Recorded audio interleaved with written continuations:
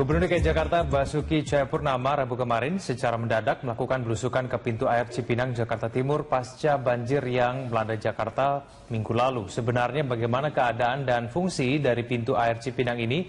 Kita segera bergabung dengan reporter Tezar Aditya dan juru kamera Abdullah Hoirudin. Tezar, bagaimana keadaan dan fungsi dari pintu air Cipinang ini? Ya Egan, memang sejak tadi pagi kami datang ke kawasan banjir Kanal Timur dan melihat beberapa pintu air yang ada di sini. Semua pintu air rata-rata dalam kondisi yang terawat dan juga masih sangat bagus kondisinya, Egan. Salah satunya ada di belakang saya. Ini merupakan pintu air di Cipinang yang memang hingga saat ini kami belum melihat ada petugas yang berjaga dan kondisinya selalu dalam keadaan tertutup. Pintu air Cipinang ini merupakan salah satu pintu air yang kemarin menjadi tempat belusukan Gubernur DKI Jakarta Basuki Cahayapurnama. Selain pintu air Cipinang ini ada juga pintu air Melaka, kemudian pintu air Kali Cipinang Indah dan pintu air banjir Kanal Timur dan juga pintu air Jalan Cipinang Muara 1. Dan memang dalam belusukannya ada beberapa catatan yang disampaikan oleh Gubernur DKI Jakarta Basuki Cahayapurnama. Ia mengatakan juga seharusnya pintu air ini selalu dalam kondisi yang standby dengan petugas yang berjaga jika sewaktu-waktu ketinggian air meninggi. Kemudian juga debit air yang ada di kawasan ini juga meninggi sehingga pintu air ini dapat dibuka. Dan juga aliran-aliran sungai yang sebelumnya memang dikatakan sudah mati begitu dapat dialiri dan terdistribusi dengan air. Dan memang sebelumnya juga Pemprov DKI Jakarta mengatakan bahwa sebenarnya Pemprov DKI Jakarta hingga saat ini belum memiliki wewenang atas pintu air yang ada di kawasan banjir Kanal Timur ini, karena semua operasional yang ada di kawasan banjir Kanal Timur ini berada di bawah Balai Besar kawasan Sungai Cisadane Ciliwung. Dan jika sedikit kami dapat ceritakan bahwa sebenarnya pintu air di belakang kami ini sebelumnya merupakan aliran lama Sungai Kali Cipinang yang mengalir dari selatan menuju arah utara. Memang setelah kemudian adanya banjir Kanal Timur, semua aliran dari sungai-sungai yang melintasi banjir Kanal Timur ditampung di banjir Kanal Timur, kemudian akhirnya bermuara dan diteruskan oleh aliran banjir Kanal Timur ini dibuang menuju laut, sehingga kemudian dari petugas yang ada di sini memutuskan untuk menutup aliran sungai lama, sehingga hingga saat ini tidak ada aliran lagi yang dibuang dari aliran lama di Kali Cipinang ini. Selain Kali Cipinang, memang banjir Kanal Timur ini juga menampung sedikitnya 6 kali yang ada di Jakarta, khususnya di kawasan Jakarta Timur ini. Di antaranya adalah Kali Buaran, kemudian Kali Jati Kramat, dan juga Kali Sunter yang ada di sini. Sehingga menurut Ahok seharusnya jika sudah ada banjir Kanal Timur, kemudian juga sudah ada sungai-sungai yang dibuang ke banjir Kanal Timur, ke banjir Kanal Timur ini, seharusnya wilayah Jakarta Timur ini sudah bebas dari banjir. Namun nyatanya pada tanggal 21 April lalu di kawasan Jakarta yang pada saat itu diguyur hujan yang cukup lebat dengan intensitas tinggi dengan waktu yang cukup lama. Jika kita ingat bahwa hujan turun dari dini hari hingga siang hari, ini beberapa wilayah di Jakarta Timur juga tergenang banjir. Beberapa di antaranya adalah Kompleks Pas Pampres, Keramat Jati dengan ketinggian 30 hingga 10 cm dan juga Jalan Kerja Bakti di Kampung Makassar dengan tinggi sekitar 30 cm serta kawasan Hek yang selain menyebabkan ratusan warga di sini juga mengungsi. Kondisi banjir ini juga menyebabkan kemacetan yang cukup parah di kawasan Jakarta Timur. Egan. Ya, Tezar, apabila Gubernur DKI Jakarta Ahok menyatakan bahwa dengan berfungsi dengan baik pintu air Cipinang ini, maka seharusnya Jakarta Timur tidak akan banjir. Mungkin Anda bisa ceritakan bagaimana kemudian peran dari pintu air Cipinang ini agar Jakarta Timur betul-betul bebas dari banjir.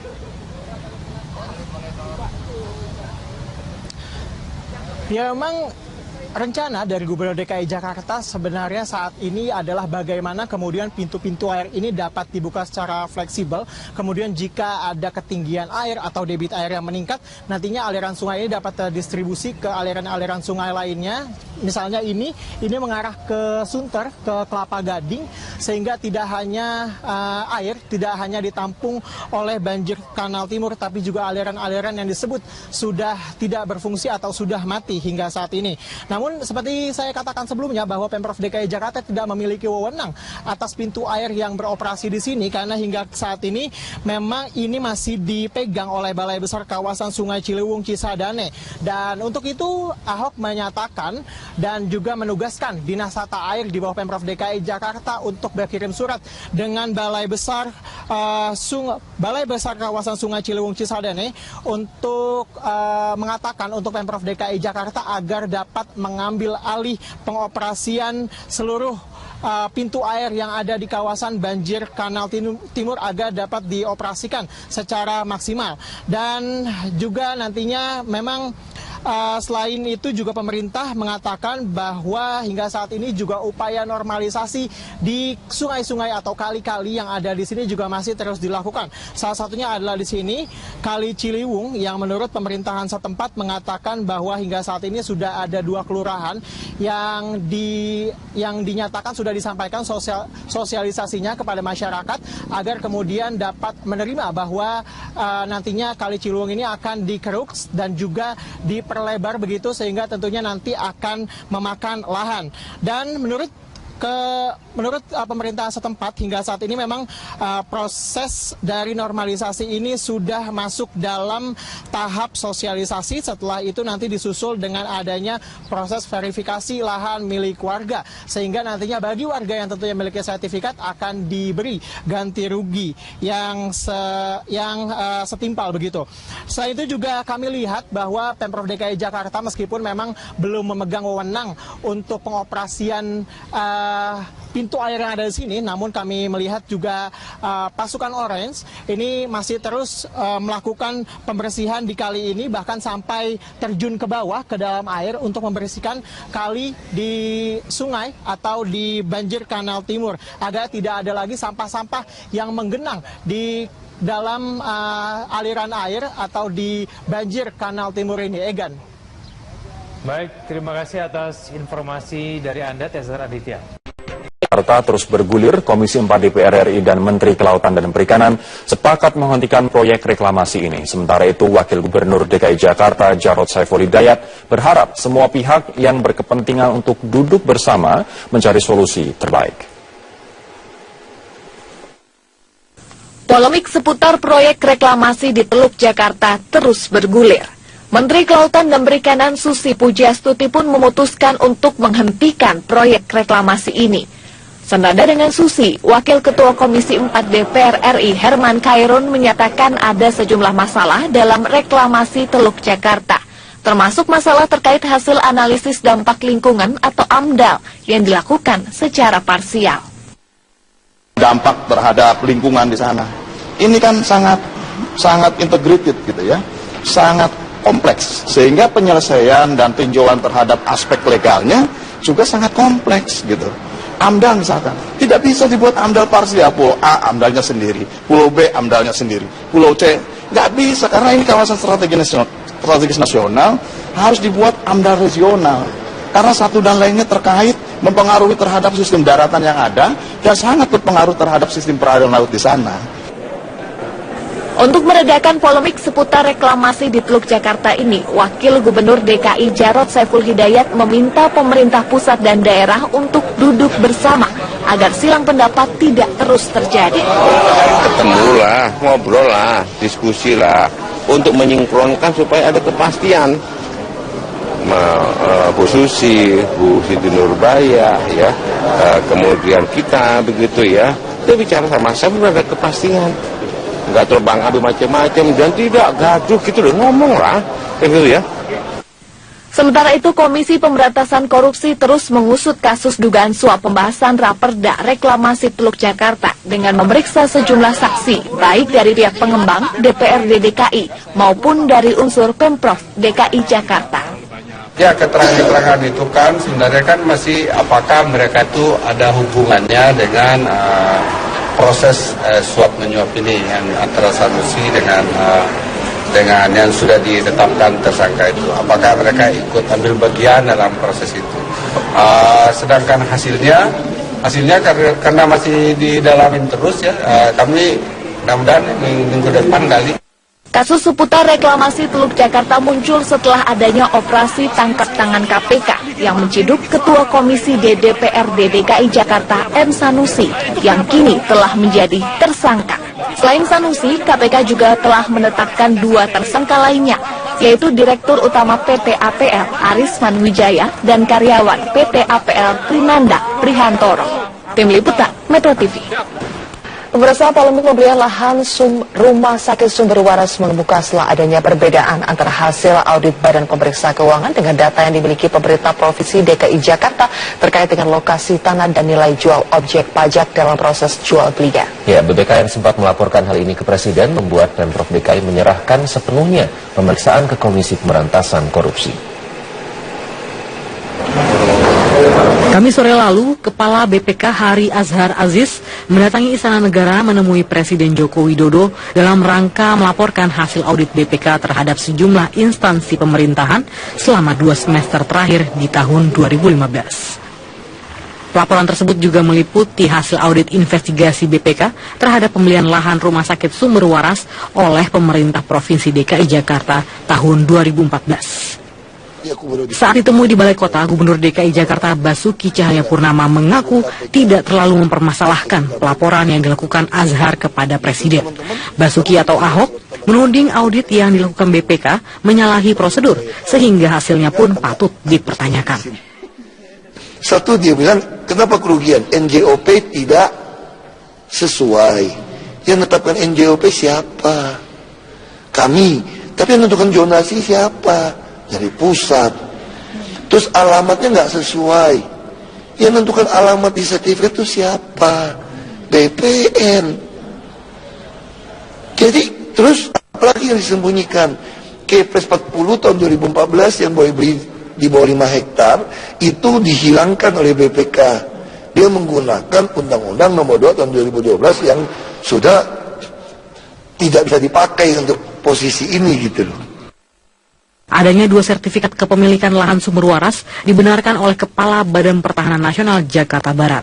Namun sertifikat yang digunakan untuk transaksi jual beli dengan Pemprov DKI adalah yang memiliki hak guna bangunan dengan nomor 2878. Nah, itu hanya mengembalikan batas karena yang dibeli itu berdasarkan sertifikat 2878 Kelurahan Tomang itu luasnya kan 36,410 meter. Nah, itu dikembalikan di posisi itu. Berarti nanti dipasang batas baru sesuai luas yang dijual. Kasus pembelian lahan sumber waras oleh Pemprov DKI Jakarta yang disinyalir mengalami penyimpangan kini masih diproses oleh Komisi Pemberantasan Korupsi. KPK menyatakan sangat hati-hati dalam mengusut kasus ini. Makanya itu kalau untuk kehati-hatian mestinya sebelum dibeli dengan sesuai dengan NJOP mungkin tanya kepada, karena ada masyarakat perihal apakah memang harganya bergerak secara cepat dari harga yang kemarin ditawarkan oleh Ciputra ke NJOP, itu juga pertanyaan. Itu yang termasuk kita dalami. Adanya perbedaan tafsir dalam nilai jual objek pajak atau NJOP sumber waras dari BPK RI dan Pemprov DKI Jakarta membuat KPK terus mendalami dan memeriksa sejumlah saksi secara intensif. KPK tidak mau gegabah dan meminta masyarakat memberi ruang bagi KPK menyelidiki kasus yang menyita perhatian publik ini. Tim Liputan Metro TV. Ya, dan terkait polemik pembelian lahan ini, Rumah Sakit Sumber Waras Jakarta menggelar konferensi pers siang ini terkait polemik hasil audit Badan Pemeriksa Keuangan dengan Gubernur DKI Jakarta Basuki Cahayapurnama atau Ahok. Ya, dan tadi seperti yang Ketua KPK sampaikan, KPK saat ini memilih untuk berhati-hati untuk menyelidiki hasil temuan BPK dan fakta yang ada di lapangan. Rekan kami Wilson Purba akan melaporkan informasi selengkapnya dari Rumah Sakit Sumber Waras Jakarta. Wilson, apa penjelasan pihak RS Sumber Waras terkait dengan dugaan korupsi pembelian lahan RS Sumber Waras? Ya, Zilvia, tadi baru saja pihak Rumah Sakit Sumber Waras menjumpai media dan memaparkan beberapa hal. Di antaranya adalah betul bahwa Rumah Sakit Sumber Waras ini memiliki 2 sertifikat tanah, yaitu atas nama Yayasan Sumber Waras dan yang kedua adalah atas nama Yayasan Siming Hui. Dan menurut pengakuan dari pihak Sumber Waras, yang dijual kepada pihak Pemprov DKI hanyalah sertifikat tanah atas nama Yayasan Sumber Waras yang memiliki luas 3,6 hektar. Dan ini juga dijual sesuai dengan NJOP tahun 2014, yaitu Rp20.755.000, dan ini dijual memang sesuai dengan NJOP 2014 karena tanda tangan perjanjian antara pihak Rumah Sakit Sumber Waras dan juga pihak Pemprov DKI Jakarta dilangsungkan tanggal 17 Desember 2014. Nah, yang menarik di sini adalah dari dua sertifikat tanah ini, pihak Rumah Sakit Sumber Waras hanya memiliki satu surat PBB, yaitu surat PBB yang dikeluarkan tahun 1970 yang menyatakan bahwa Rumah Sakit Sumber Waras memiliki tanah seluas 6,9 hektar dan terletak di Jalan Kiai Tapa. Nah, ini berarti ada perbedaan persepsi antara pihak Pemprov DKI Jakarta dan juga BPK, karena jika kita melihat ini pernyataan dari Gubernur Pemprov, maksud kami dari Pemprov DKI Jakarta, yaitu Ahok, dia hanya mengatakan membeli tanah di wilayah 3,6 hektar di wilayah Kiai Tupa. Sementara pernyataan dari pihak BPK sendiri ini mengatakan ada perselisihan, yaitu tanah yang dimaksudkan adalah tanah seluas 3,4 hektar yang berada di sisi Tomang Utara, sehingga di sini juga ada perselisihan. Sementara menurut BPK sendiri ini juga bahwa pihak Pemprov DKI Jakarta ini diduga berpotensi untuk merugikan negara, yaitu senilai 191 miliar rupiah, karena memang awalnya pihak Rumah Sakit Sumber Waras ini akan menjual Rumah Sakit Sumber Waras ini seluas 3,6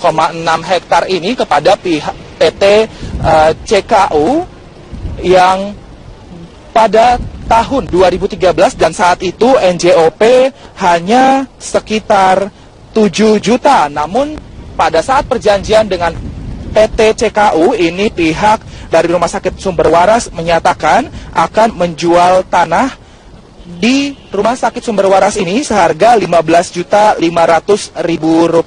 Dan ini yang menarik, Zilvia dan juga Iqbal, karena pihak dari Rumah Sakit Sumber Waras ini tidak menaikkan harga kepada pemerintah DKI Jakarta, karena memang pemerintah DKI Jakarta rencananya akan membangun rumah sakit ini menjadi rumah sakit kanker dan juga jantung yang merupakan akan dikelola pemerintah. Dan ini pihak Rumah Sakit Sumber Waras menilai bahwa pihak Rumah Sakit Yayasan Sumber Waras ini memiliki visi yang sama dengan pihak Pemprov DKI Jakarta, sehingga tidak ada kenaikan harga NJOP. Maksud kami tidak ada kenaikan harga terhadap penjualan ke pihak Pemprov DKI Jakarta. Dan saat ini juga pihak Rumah Sakit Sumber Waras tadi yang diwakili oleh Abraham Tejanegara yang merupakan dirut dari Rumah Sakit Sumber Waras ini juga sudah memaparkan hal ini kepada pihak BPK dan juga KPK, sehingga pihak KPK sudah sepenuhnya mengetahui hal ini, dan inilah yang saat ini sedang diselidiki KPK karena ada selisih 191 miliar yang ditemukan BPK ini tidak sesuai dengan apa yang dikatakan oleh Pemprov DKI Jakarta. Dan saat ini juga pihak KPK sangat berhati-hati untuk menyelesaikan kasus ini karena ingin menyesuaikan fakta yang diterima dari BPK dan juga ingin menyesuaikan dengan fakta di lapangan.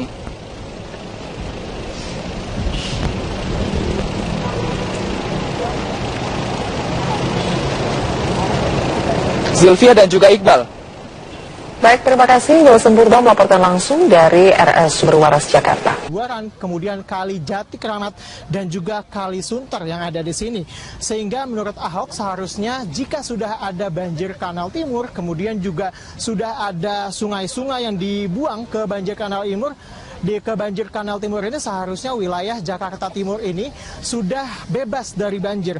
Namun nyatanya pada tanggal 21 April lalu di kawasan Jakarta yang pada saat itu diguyur hujan yang cukup lebat dengan intensitas tinggi dengan waktu yang cukup lama. Jika kita ingat bahwa hujan turun dari dini hari hingga siang hari, ini beberapa wilayah di Jakarta Timur juga tergenang banjir. Beberapa di antaranya adalah komplek Kompleks Pas Pampres, Keramat Jati dengan ketinggian 30 hingga 10 cm dan juga Jalan Kerja Bakti di Kampung Makassar dengan tinggi sekitar 30 cm serta kawasan Hek yang selain menyebabkan ratusan warga di sini juga mengungsi, kondisi banjir ini juga menyebabkan kemacetan yang cukup parah di kawasan Jakarta Timur. Egan.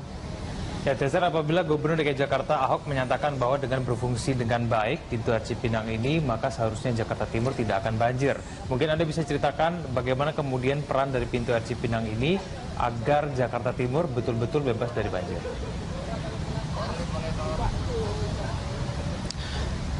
Ya, memang rencana dari Gubernur DKI Jakarta sebenarnya saat ini adalah bagaimana kemudian pintu-pintu air ini dapat dibuka secara fleksibel. Kemudian jika ada ketinggian air atau debit air yang meningkat, nantinya aliran sungai ini dapat terdistribusi ke aliran-aliran sungai lainnya. Misalnya ini mengarah ke Sunter, ke Kelapa Gading, sehingga tidak hanya air, tidak hanya ditampung oleh banjir Kanal Timur, tapi juga aliran-aliran yang disebut sudah tidak berfungsi atau sudah mati hingga saat ini.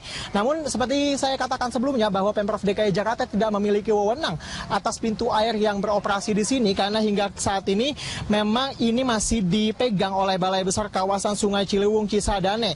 Dan untuk itu Ahok menyatakan dan juga menugaskan Dinas Tata Air di bawah Pemprov DKI Jakarta untuk berkirim surat dengan Balai Besar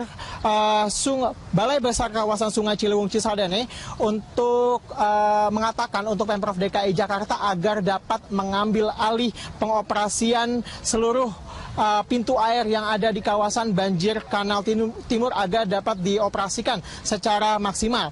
Dan juga nantinya memang selain itu juga pemerintah mengatakan bahwa hingga saat ini juga upaya normalisasi di sungai-sungai atau kali-kali yang ada di sini juga masih terus dilakukan. Salah satunya adalah di sini Kali Ciliwung yang menurut pemerintahan setempat mengatakan bahwa hingga saat ini sudah ada 2 kelurahan yang dinyatakan sudah disampaikan sosialisasinya kepada masyarakat.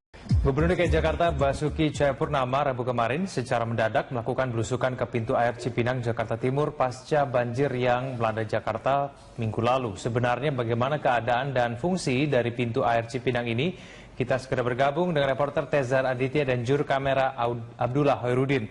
Tezar, bagaimana keadaan dan fungsi dari pintu air Cipinang ini? Ya, Egan, memang sejak tadi pagi kami datang ke kawasan banjir Kanal Timur dan melihat beberapa pintu air yang ada di sini. Semua pintu air rata-rata dalam kondisi yang terawat dan juga masih sangat bagus kondisinya, Egan. Salah satunya ada di belakang saya. Ini merupakan pintu air di Cipinang yang memang hingga saat ini kami belum melihat ada petugas yang berjaga dan kondisinya selalu dalam keadaan tertutup. Pintu air Cipinang ini merupakan salah satu pintu air yang kemarin menjadi tempat belusukan Gubernur DKI Jakarta Basuki Cahayapurnama. Selain pintu air Cipinang ini ada juga pintu air Melaka, kemudian pintu air Kali Cipinang Indah dan pintu air banjir Kanal Timur dan juga pintu air Jalan Cipinang Muara 1. Dan memang dalam belusukannya ada beberapa catatan yang disampaikan oleh Gubernur DKI Jakarta Basuki Cahayapurnama. Ia mengatakan juga seharusnya pintu air ini selalu dalam kondisi yang standby dengan petugas yang berjaga jika sewaktu-waktu ketinggian air meninggi. Kemudian juga debit air yang ada di kawasan ini juga meninggi sehingga pintu air ini dapat dibuka. Dan juga aliran-aliran sungai yang sebelumnya memang dikatakan sudah mati begitu dapat dialiri dan terdistribusi dengan air. Dan memang sebelumnya juga Pemprov DKI Jakarta mengatakan bahwa sebenarnya Pemprov DKI Jakarta hingga saat ini belum memiliki wewenang atas pintu air yang ada di kawasan banjir Kanal Timur ini karena semua operasional yang ada di kawasan banjir Kanal Timur ini berada di bawah Balai Besar Kawasan Sungai Cisadane Ciliwung. Dan jika sedikit kami dapat ceritakan bahwa sebenarnya pintu air di belakang kami ini sebelumnya merupakan aliran lama Sungai Kali Cipinang yang mengalir dari selatan menuju arah utara. Memang setelah kemudian adanya banjir Kanal Timur, semua aliran dari sungai-sungai yang melintasi banjir Kanal Timur ditampung di banjir Kanal Timur, kemudian akhirnya bermuara dan diteruskan oleh aliran banjir Kanal Timur ini dibuang menuju laut, sehingga kemudian dari petugas yang ada di sini memutuskan untuk menutup aliran sungai lama, sehingga hingga saat ini tidak ada aliran lagi yang dibuang dari aliran lama di Kali Cipinang ini. Selain Kali Cipinang, memang banjir Kanal Timur ini juga menampung sedikitnya 6 kali yang ada di Jakarta, khususnya di kawasan Jakarta Timur ini. Di antaranya adalah Kali. Dan tidak gaduh gitu loh, ngomong lah, gitu ya. Sementara itu, Komisi Pemberantasan Korupsi terus mengusut kasus dugaan suap pembahasan Raperda Reklamasi Teluk Jakarta dengan memeriksa sejumlah saksi, baik dari pihak pengembang, DPRD DKI, maupun dari unsur Pemprov DKI Jakarta. Ya, keterangan-keterangan itu kan sebenarnya kan masih apakah mereka itu ada hubungannya dengan proses suap menyuap ini yang antara Sanusi dengan yang sudah ditetapkan tersangka itu, apakah mereka ikut ambil bagian dalam proses itu. Sedangkan hasilnya karena masih didalamin terus ya, kami mudah-mudahan minggu depan kali. Kasus seputar reklamasi Teluk Jakarta muncul setelah adanya operasi tangkap tangan KPK yang menciduk Ketua Komisi DPRD DKI Jakarta M. Sanusi yang kini telah menjadi tersangka. Selain Sanusi, KPK juga telah menetapkan 2 tersangka lainnya, yaitu Direktur Utama PT APL Aris Manwijaya dan karyawan PT APL Trinanda Prihantoro. Tim Liputan Metro TV. Pemirsa, polemik pembelian lahan Rumah Sakit Sumber Waras mengemuka setelah adanya perbedaan antara hasil audit Badan Pemeriksa Keuangan dengan data yang dimiliki pemerintah Provinsi DKI Jakarta terkait dengan lokasi tanah dan nilai jual objek pajak dalam proses jual belinya. Ya, BPKN sempat melaporkan hal ini ke Presiden, membuat Pemprov DKI menyerahkan sepenuhnya pemeriksaan ke Komisi Pemberantasan Korupsi. Kamis sore lalu, Kepala BPK Hari Azhar Aziz mendatangi Istana Negara menemui Presiden Joko Widodo dalam rangka melaporkan hasil audit BPK terhadap sejumlah instansi pemerintahan selama 2 semester terakhir di tahun 2015. Laporan tersebut juga meliputi hasil audit investigasi BPK terhadap pembelian lahan Rumah Sakit Sumber Waras oleh pemerintah Provinsi DKI Jakarta tahun 2014. Saat ditemui di Balai Kota, Gubernur DKI Jakarta Basuki Cahayapurnama mengaku tidak terlalu mempermasalahkan pelaporan yang dilakukan Azhar kepada Presiden. Basuki atau Ahok menuding audit yang dilakukan BPK menyalahi prosedur, sehingga hasilnya pun patut dipertanyakan. Satu, dia bilang, kenapa kerugian? NJOP tidak sesuai. Yang menetapkan NJOP siapa? Kami. Tapi yang menentukan zonasi siapa? Dari pusat. Terus alamatnya nggak sesuai. Yang menentukan alamat di sertifikat itu siapa? BPN. Jadi terus apalagi yang disembunyikan? Kepres 40 tahun 2014 yang boleh beli di bawah 5 hektar itu dihilangkan oleh BPK. Dia menggunakan Undang-Undang Nomor 2 tahun 2012 yang sudah tidak bisa dipakai untuk posisi ini gitu loh. Agar kemudian dapat menerima bahwa nantinya Kali Ciliwung ini akan dikeruk dan juga diperlebar begitu, sehingga tentunya nanti akan memakan lahan.